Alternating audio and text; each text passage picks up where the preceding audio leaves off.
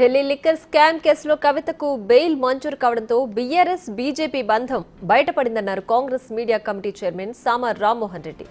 బీజేపీతో చేసుకున్న ఒప్పందంలో భాగంగా కవితకు బెయిల్ వస్తుందని సీఎం రేవంత్ రెడ్డి వారం క్రితమే చెప్పారని గుర్తు చేశారు. బెయిల్ వచ్చింది, ఇక బీఆర్ఎస్ విలీనం మిగిలి ఉందని ట్వీట్ చేశారు. పక్క రాష్ట్రంలో చేసిన అవినీతికి కవిత శిక్ష అనుభవించింది. తెలంగాణలో చేసిన అవినీతికి కల్వకుంట్ల కుటుంబమంతా శిక్ష అనుభవించి తీరుతుందని ఆయన అన్నారు.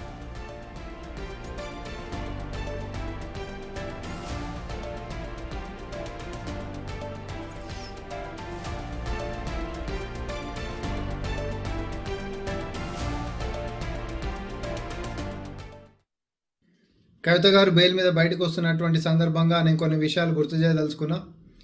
ఏడనో ఢిల్లీలో మద్యం కుంభకోణం విచారణలో భాగంగా మరి తెలంగాణ నుంచి కవిత గారి అరెస్ట్ జరిగిందే తప్ప బీజేపీ బీఆర్ఎస్ చేస్తున్నటువంటి అవినీతి అక్రమాలపైన చర్యలు ఇప్పటివరకు తీసుకోలేదు, తీసుకోబోదు.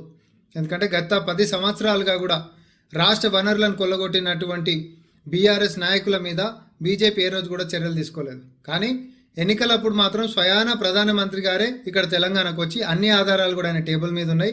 ఇది ఒక పెద్ద అవినీతి కుటుంబం అని, ఈ కుటుంబం ఎంత డబ్బులు సంపాదించిందంటే దేశ రాజకీయాలకే డబ్బులు పంపించేటంత సొమ్ము ఆర్జించిందని చెప్పి స్వయాన ప్రధానమంత్రి గారే అన్నారు.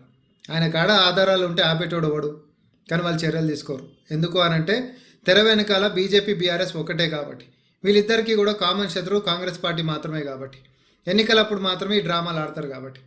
ఈ రోజటికైనా కూడా కాంగ్రెస్ పార్టీ మొన్ననే ముఖ్యమంత్రి గారు రేవంత్ రెడ్డి గారు కూడా చెప్పిండ్రు, కవిత గారు బెయిల్ మీద బయటకు వస్తారు, తర్వాత బీజేపీ బీఆర్ఎస్ ఒకటి కాబోతున్నాయని చెప్పి.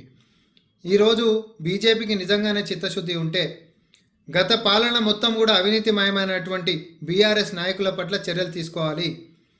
అక్కడ ఎక్కడనో ఢిల్లీలో జరిగినటువంటి విచారణలో భాగంగా మాత్రమే ఒక కుటుంబ సభ్యురాలైన కవిత గారు అరెస్ట్ అయినరు. కానీ రాష్ట్రంలో చేసినటువంటి అవినీతి అక్రమాల మీద కల్వకుంట్ల కుటుంబం మొత్తం కూడా ఊసలు లెక్కబెట్టాల్సినటువంటి అవసరం ఉంది.